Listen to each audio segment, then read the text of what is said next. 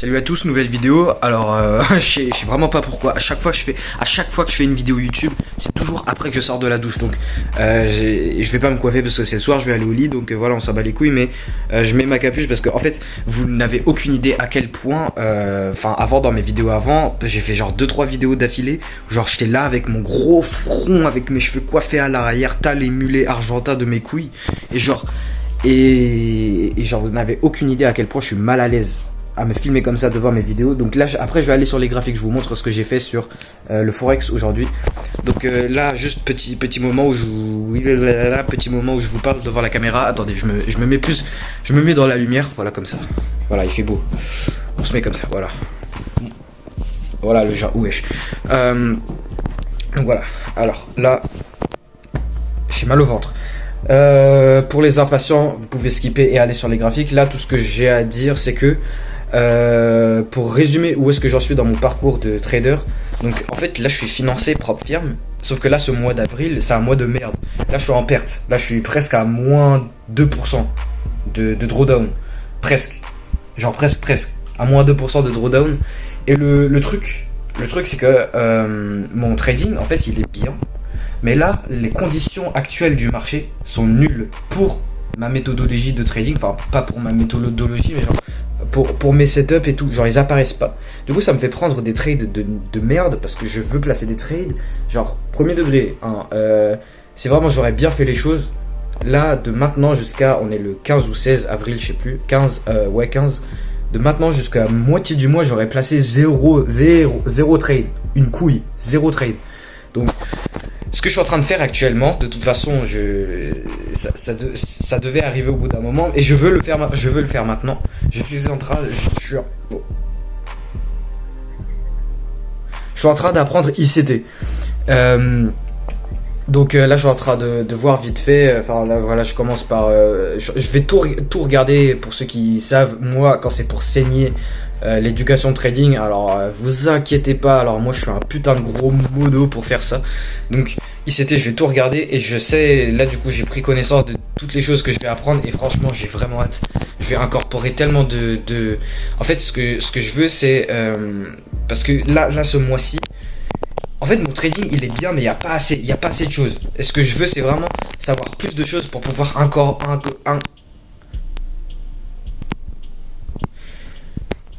incorporer plus de trucs dans mon trading. Comme ça, genre, je peux avoir un truc plus, genre, toutes les conditions, genre, je peux toujours faire quelque chose. Je sais pas si vous comprenez, mais genre, comme ça, je fais quelque chose. Et voilà. Donc voilà, je suis en train d'apprendre ICT. Genre, enfin, je suis en train d'apprendre. Je vais du coup voir ICT et tout. Je vais apprendre bien plus de choses et je vais essayer de, par exemple, aujourd'hui, ça aurait été une journée zéro. Wesh, zéro setup comme d'habitude. Mais là aujourd'hui, j'avais une approche plus. J'ai regardé chaque bougie, genre une approche plus lower time frame sur genre bien ce qui est en train de se passer sur le moment. Genre en mode pas le setup, pas genre le setup ce que je prends d'habitude. Parce que moi le problème avec mon trading c'est que c'est vraiment des modèles et genre c'est vraiment des vrais modèles. Il faut que j'attende bien, il faut que je compte sur le marché à ce qu'il me donne ce que je veux voir. Donc et là aujourd'hui, enfin là déjà là je commence à voir plus une manière de genre approcher le marché. En fait moi je veux un trading parce que de base j'ai un trading plus genre à faible fréquence. Je veux un trading à plus haute fréquence. Genre un truc où vraiment j'ai toutes les fractalités, j'analyse tout. Et genre sur la journée, genre vraiment prendre du day trading, du intraday, des trucs comme ça, voilà. Donc voilà, bref, juste je continue à apprendre, voilà, ajouter des trucs à mon trading. Et remonter le drawdown actuel dans lequel je suis ce mois d'avril parce que c'est nul. Parce que voilà, c'est ça le problème. C'est mois de février plus 15%. Mois de février, mois parfait. Si vous me donnez le mois de février tous les mois, je suis millionnaire. Ok, ça c'est sûr. Juste, du coup, moi en tant que trader, je dois compter à ce que le marché me donne ce que je veux voir pour pouvoir exécuter et du coup faire du fric. Sauf que le truc, c'est que là, ces derniers mois, là, tous les mois après février, c'est que de la merde. Et donc je veux ajouter plus de choses à mon trading pour pouvoir du coup trader encore mieux parce que voilà. Ok, février c'est cool, mais les mois d'après, je fais comment? Parce que Genre, je veux me payer un minimum, quoi. Bon, j'ai 15 piges, j'ai vraiment pas besoin d'argent. Genre, pour être clair, je cours après l'argent, mais clairement, genre, je m'en bats les couilles. Je veux savoir trader. Là, pourquoi ça va me servir à quoi ça va, pour faire quoi? Pour faire quoi? Gros, je vais faire quoi? Là, tu me donnes 50K. Je les place en crypto. Je fais rien avec. Genre, je mets 1000 dans mon compte personnel pour trader l'or et le bitcoin sur ma nouvelle stratégie. Je mets peut-être 1000 dans... Je sais même pas, frère. Donc, l'argent, je m'en bats les couilles. Je veux juste maîtriser mon trading. Genre, moi, mon but ultime, c'est d'avoir un trading tellement, genre, bien tradé à la perfection. Une fois que je sors de l'école et genre, je suis majeur et genre, je peux aller faire ce que je veux. Là, c'est là où je vais avoir besoin de cet argent. Pas maintenant. Là, j'ai rien à branler avec de l'argent. Donc, ce que je veux faire, c'est réussir, genre, bien trader, mais genre, du meilleur possible.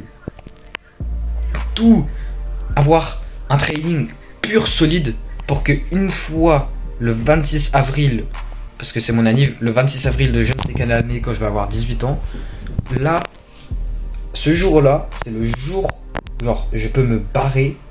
Enfin, pas me barrer, mais enfin, voilà, je les aime, mes parents et tout, mais genre en mode, vous avez capté le délire.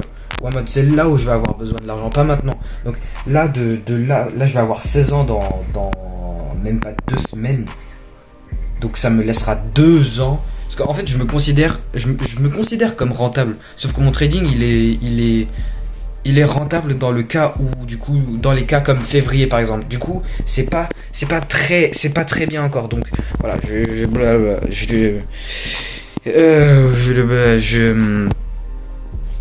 on va aller sur les graphiques. Petit résumé vite fait.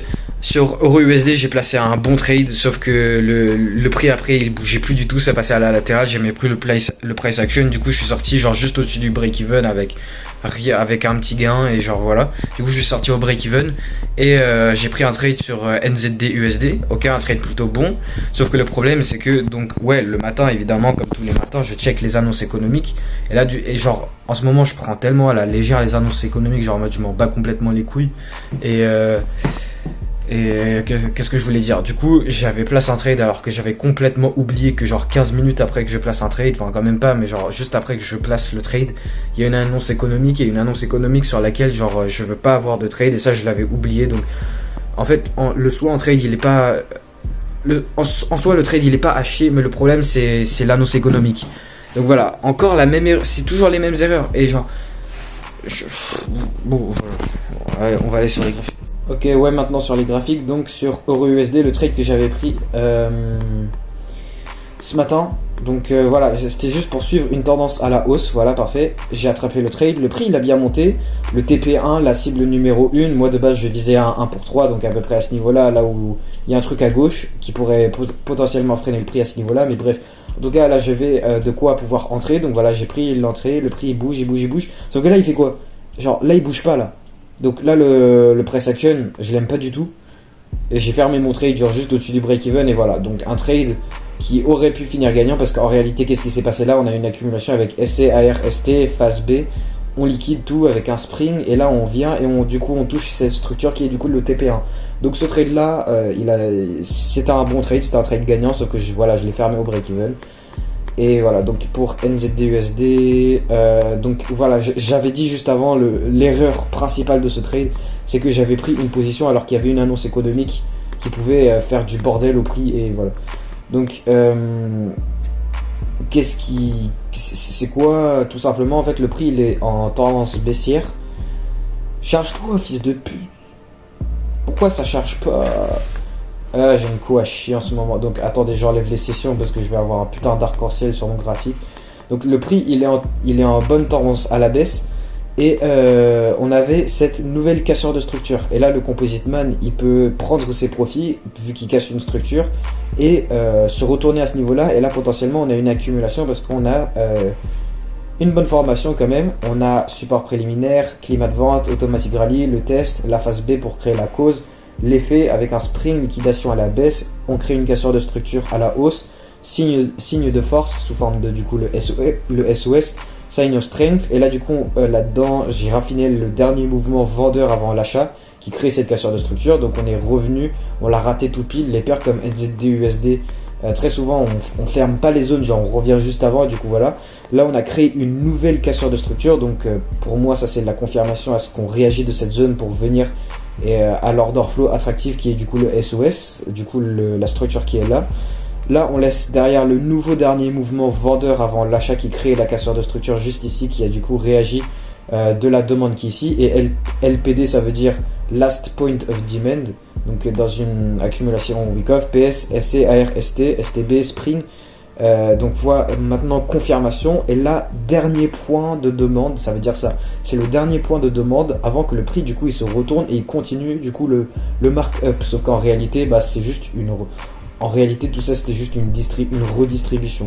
Donc pour moi c'était une accumulation, mais en fait c'était juste une redistribution. Donc voilà, bref, j'avais ma confirmation, le prix il est monté, voilà. Et bah, qu'est-ce que le prix il a fait? Tout simplement, bah, il s'est freiné, genre sur le niveau d'offre qui est là, il s'est freiné en faisant des plus bas. Et là, bah, le prix, de toute façon, en fait, là je suis en train de mettre un peu l'erreur dans la cause d'une annonce économique. Mais bon, il y a un peu le côté ça, mais aussi là, si tu regardes avant l'annonce économique, parce qu'elle est sortie du coup ici, là, voilà, midi 30, heure de Londres, ça c'est la bougie de l'annonce économique. Ça c'est la bougie qui est venue me liquider. Mais si on regarde juste avant, là déjà on a une variation, on a une variation bearish et là on revarie à la baisse. Donc déjà le prix il est pas ouf. Donc déjà on a deux trucs. Le fait que il faut que ça soit potentiellement une réaccumulation. Mais même sans le fait que ça soit une réaccumulation, là en vrai on a mon modèle d'entrée, on a une cassure de structure vers le bas pour ensuite casser vers le haut, donc un modèle de retournement. La dernière SND qui crée cette cassure de structure, une sorte de forme de liquidité à prendre, la liquidité à viser sous forme de l'order flow attractif. Et du coup voilà, confirmation et on passe à l'achat. Sauf que bah voilà, on est passé à la baisse et la bougie daily c'est une nouvelle bougie baissière, donc voilà. Le prix ici, il a juste acheté pour vendre. Donc tout ça, c'était juste une redistribution pour repasser à la baisse. Donc là, en fait, c'est juste SC, AR, ST, Uptrust, SOW dans la phase B, UTAD, et après on repart et voilà. Bon, je me sens pas bien, allez, salut. Enfin, je me sens pas bien dans le sens, pas je me sens pas bien à cause du trade. Enfin, en vrai, ça va, il est pas nul, mais en vrai, je me sens pas bien dans le sens où en fait, je me sens pas bien là, j'ai mal au ventre et tout. Donc voilà, je vais arrêter la vidéo là et je vous vois à demain pour ceux qui suivent réellement mon parcours. Mais de toute façon, je m'en bats les couilles il y a qui sur ma vidéo, genre je fais ces vidéos pour moi et pour vous, pour bien documenter tout et voilà. Bon, allez, salut.